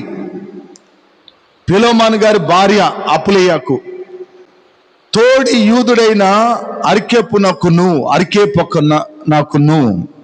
అప్పుడు అతనెవర్రంటే ఫిలోమాను కుమారుడు, కొడుకు. యూదుడైన అర్కెపునకును నీ ఇంట ఉన్న సంగమునకు శుభమని చెప్పి రాయినది. అపోస్తలుడైన పౌలు గారు దండం పెడుతున్నాడు వాళ్ళకి, వాళ్ళ ఫ్యామిలీకి, వాళ్ళ సంఘానికి. మనకున్న అలవాట్లు అన్నది మనం ఆలోచన చేయాలా. తన భార్యని కూడా మెన్షన్ చేశాడు ఆయన. వాళ్ళ భార్య రావాల్సిన అవసరం లేదు అక్కడ. ఆమె భార్య చెప్పాల్సిన అవసరం లే. ఆమె ఎంత గనురాలుగా సేవ చేయబట్టి ఆమెని మెన్షన్ చేసుకున్నాడో ఆలోచన చేయండి. అదేవిధంగా తన కుమారుడైన అర్కేపును కూడా చెప్తున్నాడు. అర్కేపు ఏం చేశాడంటే, ఒక ప్రాంతంలో అపోస్తలుడైన పౌలు గారు సేవనిస్తే పిలోమాను కొడుకు వెళ్ళి అక్కడ సేవ చేయటం ప్రారంభించాడు. పిలోమాను తన భార్య అప్పియాకు ఇద్దరు కలిసి ఇంట్లో సంఘాన్ని చూసుకుంటున్నారు. అట్ల తర్వాత యూదుడైన అర్కేపునకు వేరే ప్రాంతానికి వెళ్ళి పరిచర్ని ప్రారంభించి అక్కడ పరిచర్ చేస్తా ఉన్నాడు.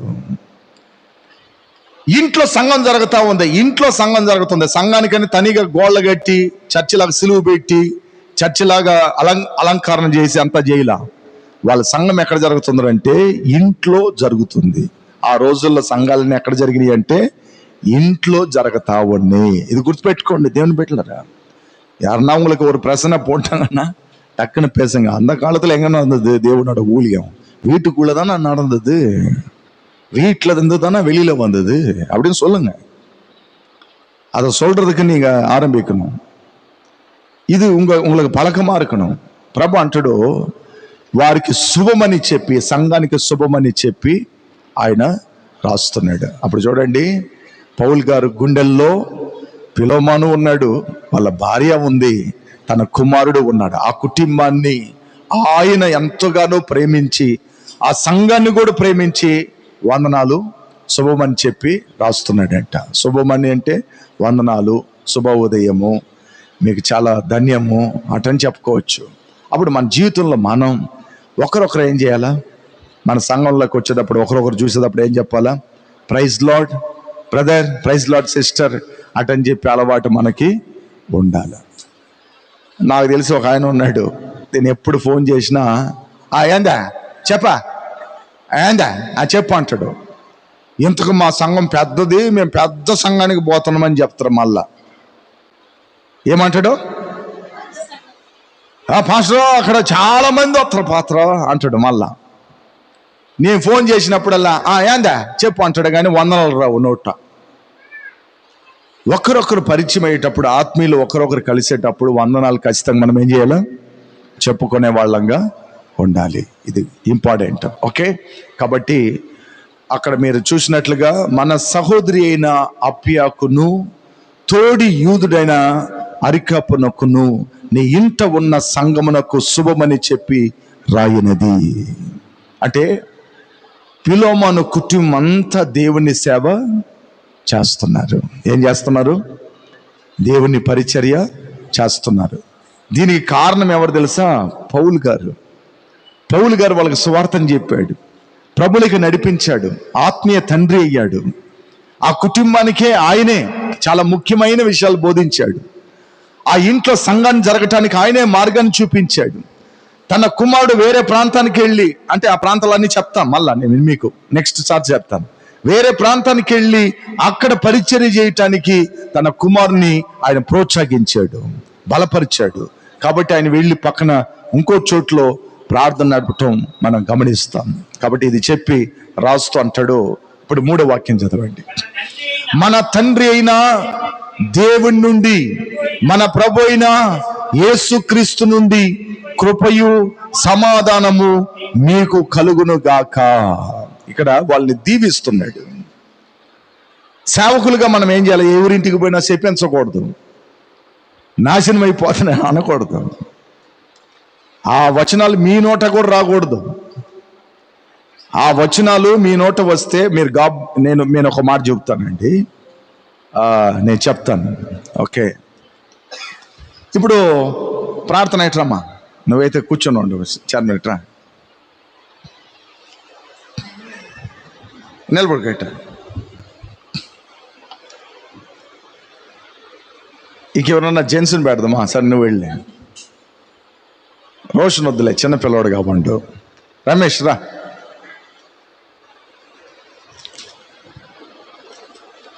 ఆది ఖండం వాక్యంలో, ఆది ఖండం పైకి రా, పైకి ఎక్క.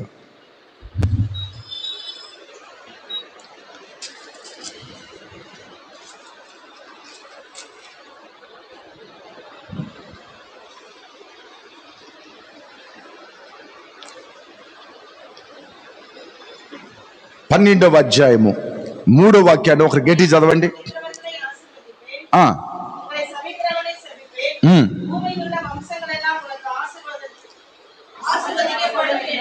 Okay, done. తెలుగులో ఒకరు చదవండి. 3వ వాక్యం. నిన్ను ఆశీర్వదించు వారిని ఆశీర్వదించెదను, నిన్ను దూషించు వారిని.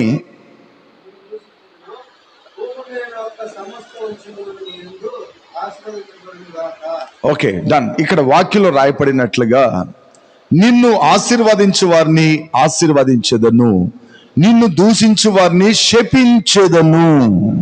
ఏముంది అక్కడ? శపించెదను. Okay, done. పౌలు గారు ఫిలోమాన్ని బ్లెస్ చేస్తున్నాడు, ఆశీర్వదిస్తున్నాడు. ఏమని ఆశీర్వదిస్తున్నాడు?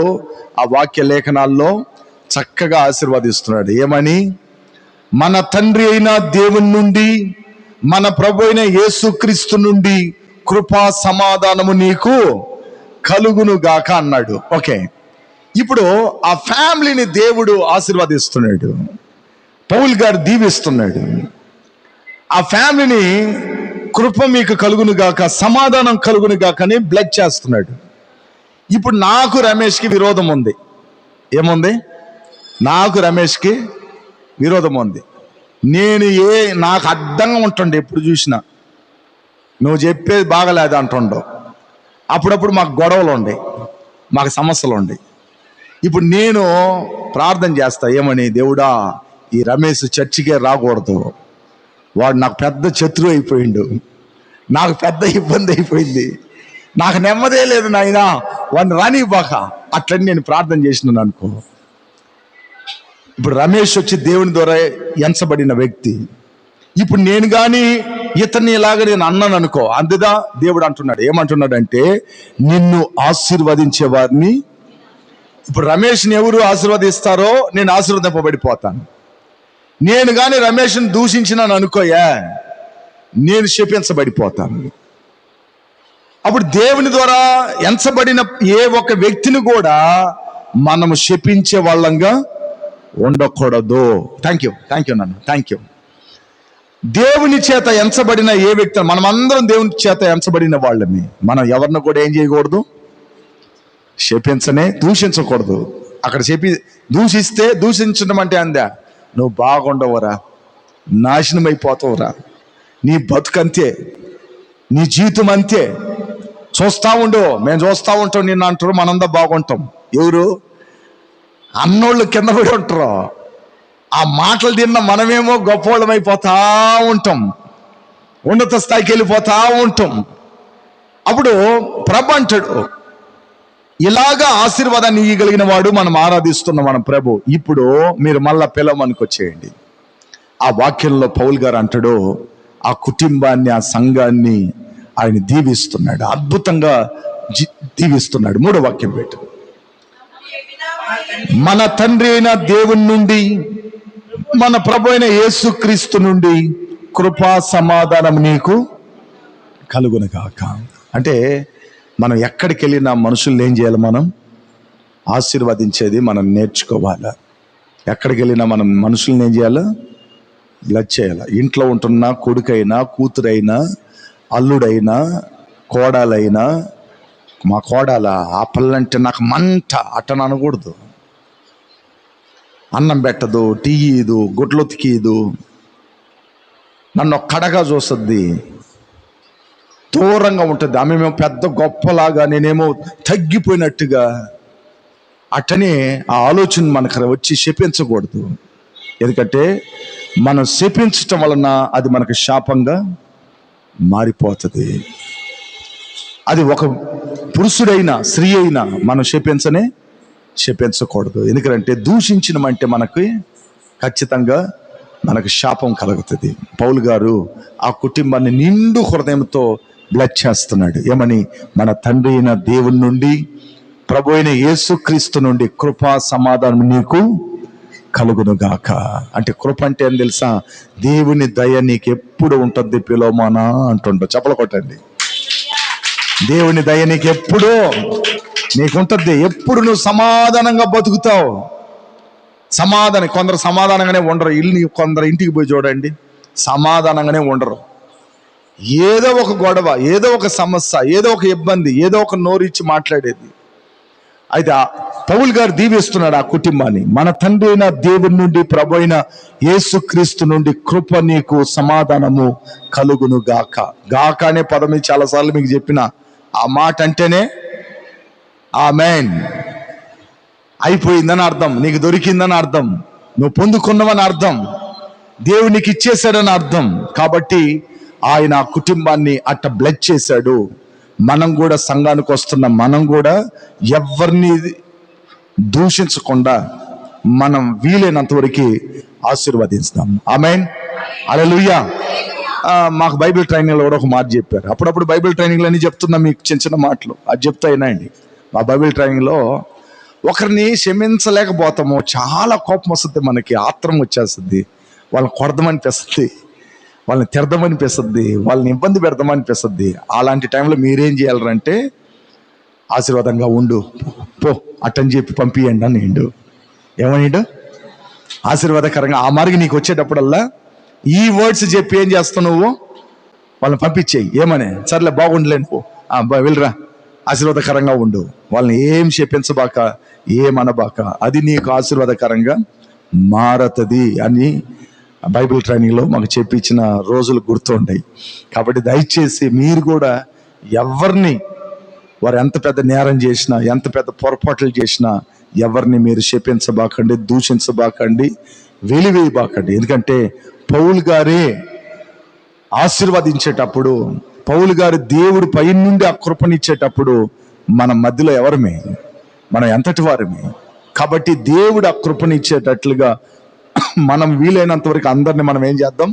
దీవిద్దాం, ఆశీర్వదిద్దాం. అప్పుడు మన కుటుంబాలు, మన సంఘం, మన పరిచర్లు అన్ని కూడా దీవెనకరంగా మారతాయి. హల్లెలూయా, హల్లెలూయా.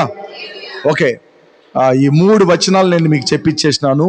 రేపటి నుండి ఫిలోమాను, ఓనేసిము ఎవరు, ఫిలోమాను పౌలు గారికి ఉంటున్న అనుబంధం ఏంటి, వాళ్ళిద్దరిలో ఎట్ట కనెక్షన్ దొరికింది, ఏ విధంగా పౌలు గారు ఫిలోమాను గురించి ఏమేమి చెప్తున్నాడు, ఫిలోమాను ఒక గుణ లక్షణాలు ఏంది, ఫిలోమాను క్యారెక్టర్స్ என்ன 4 அது சொல்லித்தரேன் நான். ఫిలోమానోட క్యారెక్టర్స్ ரொம்ப ఇంపార్టెంట్ ఆనది, అవన్నీ నేను చెప్పాల, క్యారెక్టర్లన్నీ చెప్పాల ఇంకా నేను. కాబట్టి రేపటి దినాన నేను మీకు 4వ వాక్యం, 5వ వాక్యం, 6వ వాక్యాన్ని రేపటి దినాన్ని నేను మీకు చెప్పిస్తాను. అందరు తలలోంచి ప్రార్థన చేద్దాం. అందరు పైకి లేచిన పడుకుందాం. అందరు పైకి లేచిన పడుకొని 2 హస్తాలు పైకెత్తి దేవుని సన్నిధిలో మనం ప్రార్థన చేద్దాం. అందరు తలలోంచి ప్రార్థన చేద్దాం. అందరు తలలోంచి ప్రార్థన చేయండి. ప్రభు సన్నిధిలో అందరూ ప్రార్థన చేద్దాం. అందరూ ప్రేయర్ చేయండి. దేవుని సన్నిధిలో ప్రార్థన చేయండి. ప్రభువా, ఈ వాక్యాన్ని బట్టి నీ సన్నిధిలో నేను ప్రార్థిస్తున్నాను. ఓనేసిమును బట్టి ప్రభువా మీరు గొప్ప కార్యం చేస్తున్నారు. ఓనేసిమును బట్టి మీరు గొప్ప విషయాలను చేస్తున్నారు నాయన. అందుని బట్టి మీకు స్తోత్రాలు అర్పించుకుంటున్నాను. మీ సన్నిధిలో నేను ప్రార్థన చేస్తున్నాను అయ్యా. పౌలు గారు తండ్రి ఆ సంఘానికి రాసేటప్పుడు, ఫిలోమానికి రాసేటప్పుడు ఆయన చక్కగా క్రీస్తు ఖైదీనైన నేను అంటాడు, పౌలునను నేను అంటాడు. తాను ఎంత గొప్ప చదువుకున్నా, ఎంత మంచి ప్రసంగకుడైనా, సంఘాలకి మంచి బోధించువాడైనా, తాను నేను ఒక ఖైదీని అంటున్నాడు. నేను యేసయ్యకి బానిసని, యేసయ్యకి నేను ఖైదీని అని చెప్పుకుంటున్నాడు. అలాంటి తగ్గింపు నాకు ఇయ్యయ్యా. నేను తగ్గించుకోవాలి, ఎప్పుడు నేను ఉప్పొంగిపోకూడదు, నేను ఎప్పుడు తొందరపడపాటు రాకూడదు నాయన. నన్ను నేను తగ్గించుకునే గుణాలు నాకు దయచేయి. ఆ గుణము చేత నన్ను మీరు నింపండి. మీరు నన్ను ఆశీర్వదించండి. సహోదైన తీమోతియు మా ప్రియుడును జత పని వాడైన ఫిలోమాను అంటున్నాడయ్యా. పౌలు గారి హృదయంలో ఒక కుమారుడుగా, ఒక జత పనివాడుగా, ఒక సన్నిహితమైన స్నేహాన్ని సంపాదించాడు. అట్లా తండ్రి మీ గుండెల్లో మేము ఉండాలి. మీ హృదయంలో మేముండాలి, మీ మనసులో మేముండాలి. మేము అందరితో ఏకీభవించాలా, అందరితో కలిసిమెలిసి ఉండాలా. కలిసిమెలిసి ఉంటే ఎంత ఆశీర్వాదాలు వస్తాయని మీ వాక్యంలో రాయపడి ఉంది. ఏలియాతో కూడా ఎలీషా కలిసి ఉండబట్టి 2 ఆత్మను పొందుకున్నాడు. ఆ రోజుల్లో ఆది అపోస్తులు 120 మంది ఒక మేడ మీద ఏకీభవించి ప్రార్థన చేయటం వలన నీ శక్తిని పొందుకున్నారు. యోనాతాను దావీదు ఏకీభవించబట్టి ఇశ్రాయేలు రాజ్యాన్ని పరిపాలన చేయగలిగారు. అట్లా ఏకీభవించే అలవాటు మాకు అయ్యా. ఎవరు నాకు విరోధులు కాదు, ఎవరు నాకు శత్రువులు కాదు. నేను బ్రతికేది కొద్ది రోజులే. ఆ కొద్ది రోజులు అందరితో కలిసిమెలిసి ఉండాలి, అందరి దగ్గర ప్రేమను సంపాదించుకోవాలి, అందరి దగ్గర మంచి అని సంపాదించుకోవాలి అయ్యా. కాబట్టి ఈ సమయాన నా శత్రువులందరినీ నేను క్షమిస్తున్నాను, నా విరోధులందరినీ నేను క్షమిస్తున్నాను. ఇది మొదలుకొని అందరితో కలిసిమెలిసి ఉండటానికి నేను ప్రయత్నం చేస్తాను. మీరు నన్ను ఆశీర్వదించండి, మీరు నన్ను దీవించండి. నా ప్రియుడును జత పనివాడైన ఫిలోమోను అంటున్నాడు. అలాగ జత కలిగి మేము చేయాలి నాయన. ఆ కృప మాకు దయచేయి. మా సహోదరి అయిన మన సహోదరి అయిన అప్యాకును తోడు యూదుడైన అర్కేపనుకును అని చెప్తున్నాడయ్యా. తన ఇంటి వారిని కూడా మర్చిపోలేదు. పౌలు గారు తన ఇంట్లో ఉన్న తన భార్యని, తన కుమారుని మర్చిపోలేదు. వారు చేసిన ప్రతి మేళ్ళు, వారు చేసిన ప్రతి సేవను జ్ఞాపకాల్లో పెట్టుకొని వాళ్ళని పలకరిస్తున్నాడయ్యా. అట్లా మేము కూడా మర్చిపోయే ద్రోగులుగా కాకూడదయ్యా. ఎల్లప్పుడూ మా గుండెల్లో ప్రతి విషయాన్ని జ్ఞాపకం పెట్టుకోవాలి. ఆ కృప మాకు దయచేయండి, ఆ కృప మీరు మాకు దయచేయండి. అట్లాంటి ఒక అనుభవం మాకు నేర్పించమని ప్రార్థిస్తున్నాం. తన ఇంటి వారికి అందరికీ శుభమని చెప్పి పౌలు గారు రాశాడు. అట్లా మేము ఒకరొకరం చూసినప్పుడల్లా, పలకరించుకునేటప్పుడల్లా వందనాలు చెప్పుకుని ఎట్టున్నావు, తిన్నవా లేదా అని పలకరించుకునే లక్షణాలు మాకు అయ్యా. పౌలు గారు ఫిలోమోను కుటుంబాన్ని, సంఘాన్ని ఆశీర్వదించాడు. అట్లా మేము కూడా అందరినీ ఆశీర్వదించే ఆ వచనాన్ని మాకు మీరు దయచేయండి. మేము ఎవరిని ప్రభా దూషించకూడదు, ఎవరిని బాధ పెట్టకూడదు, శ్రమ పెట్టకూడదు. మేమందరినీ ప్రభు ఆశీర్వదించాలి.